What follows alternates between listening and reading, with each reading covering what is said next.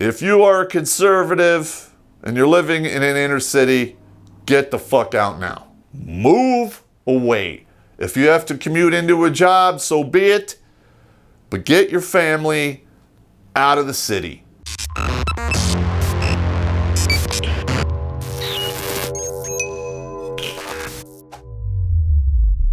All right, Terrence Popp here with another episode of Live from the Lair.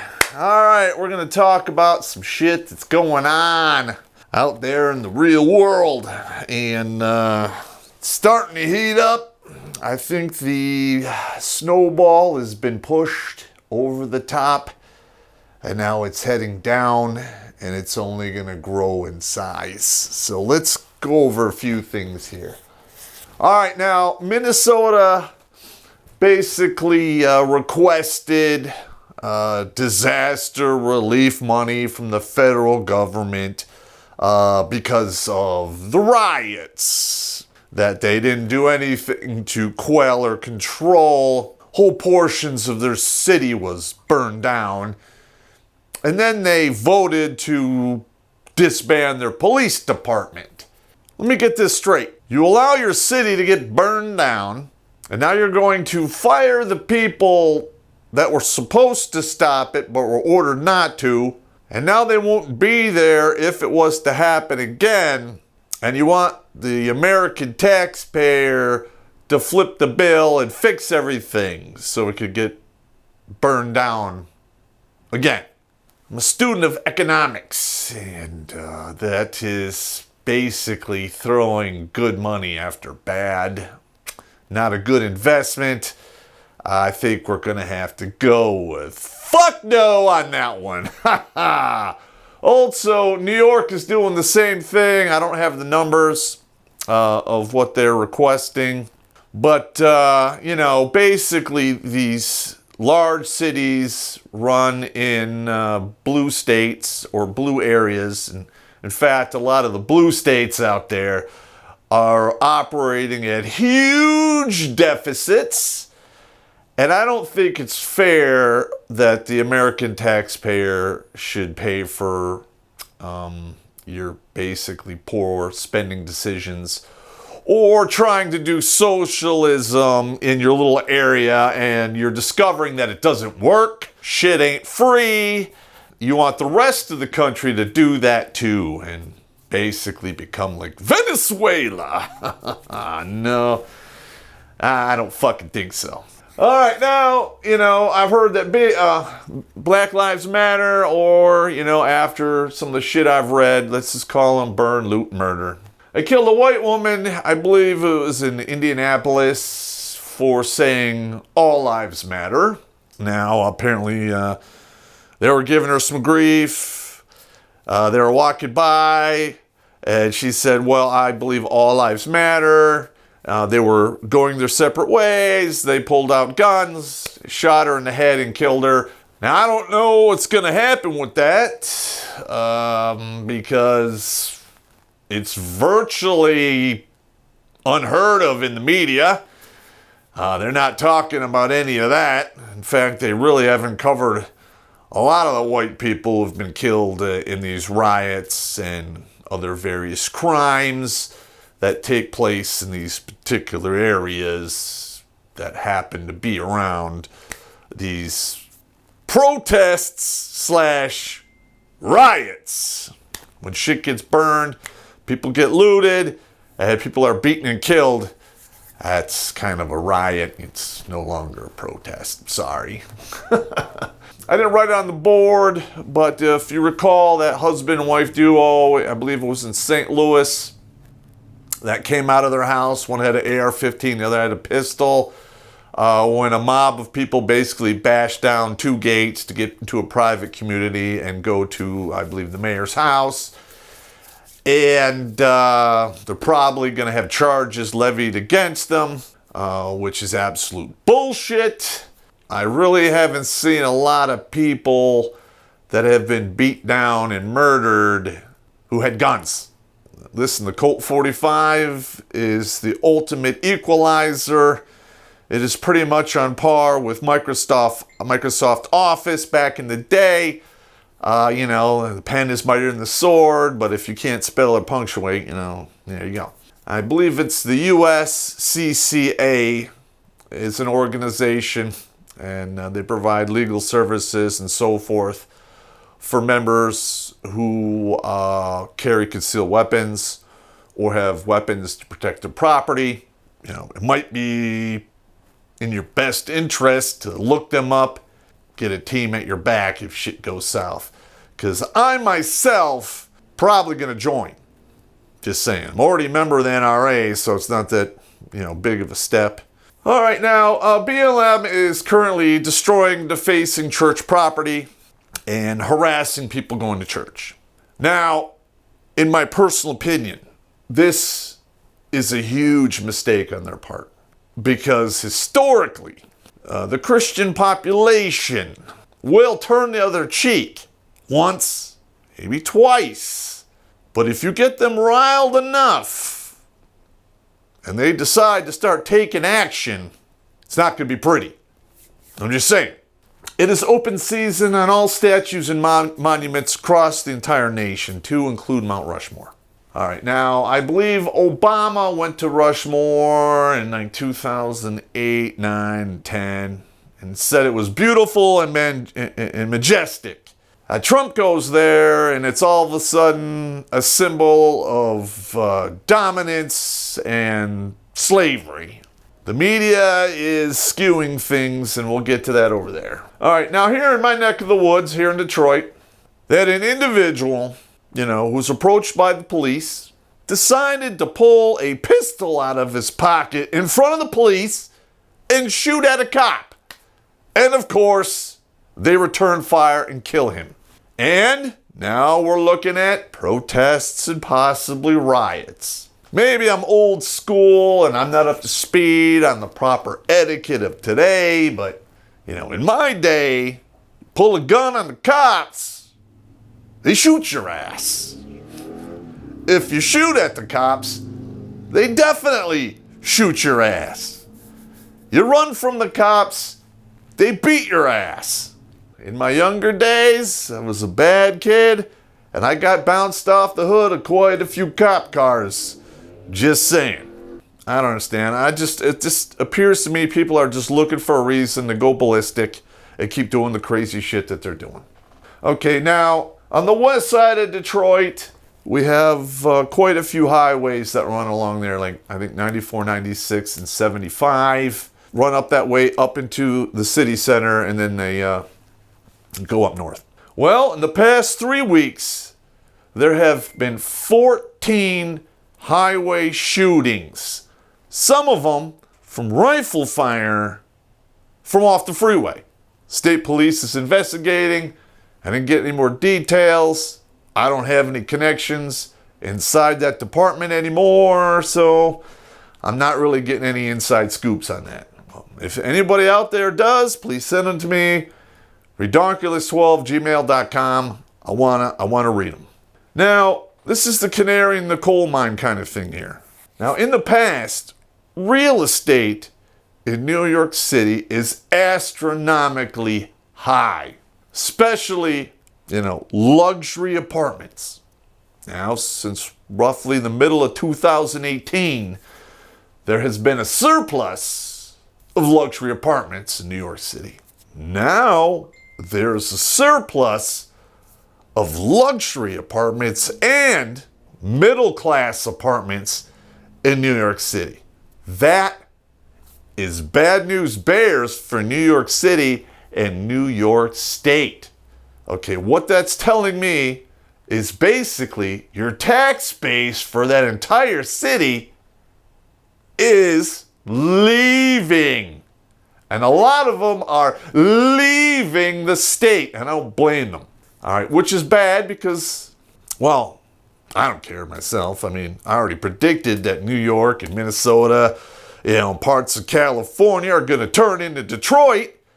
After Detroit had, 2 huge riots in 67 and 68, and whole city blocks were burned down, and the cops basically were told to fuck off, cut their budget, and the mayor got elected, who was there for 20 some odd years, who was crooked as the day is long. They basically said, fuck it. And they moved right out of the city. And the suburbs of Detroit are doing great. But Detroit is still a shithole. You know, they say, when you look at it, it's got the numbers, it's got somewhere between 500 and 600,000 people. Rumor is, it's 400,000 and falling. I think there's a certain level when the population goes below that, they have to stop this whole income tax thing in the city of Detroit, which I don't understand why they have that, but it's not like we have enough hands in our pockets as it is already. But hey, what do I know? All right. On top of this, New York City is cutting $1 billion out of their police budget. Now, Rudy Giuliani became the mayor of New York City.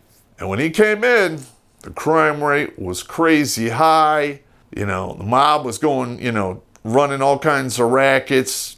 Basically, you couldn't do business in New York City without paying them off. He turned it around. Was doing pretty good. Well, not anymore. So I have no idea what the fuck they were thinking about doing that, other than that New York is operating at a $7 billion deficit. So, cutting $1 billion out of cops goes a long way to trying to pay down the deficit.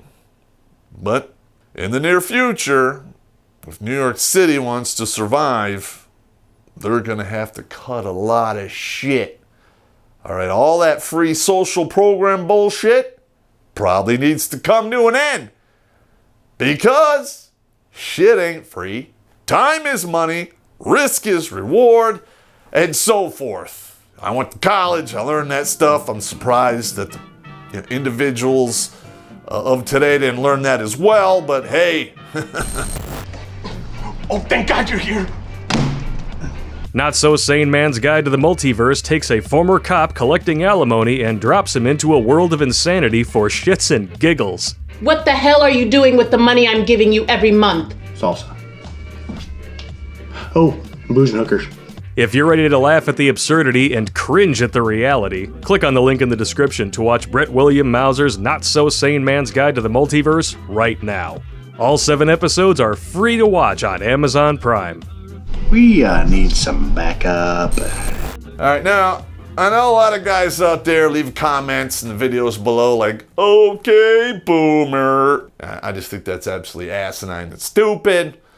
So if you're going to make snide remarks, please be accurate and correct about it, all right?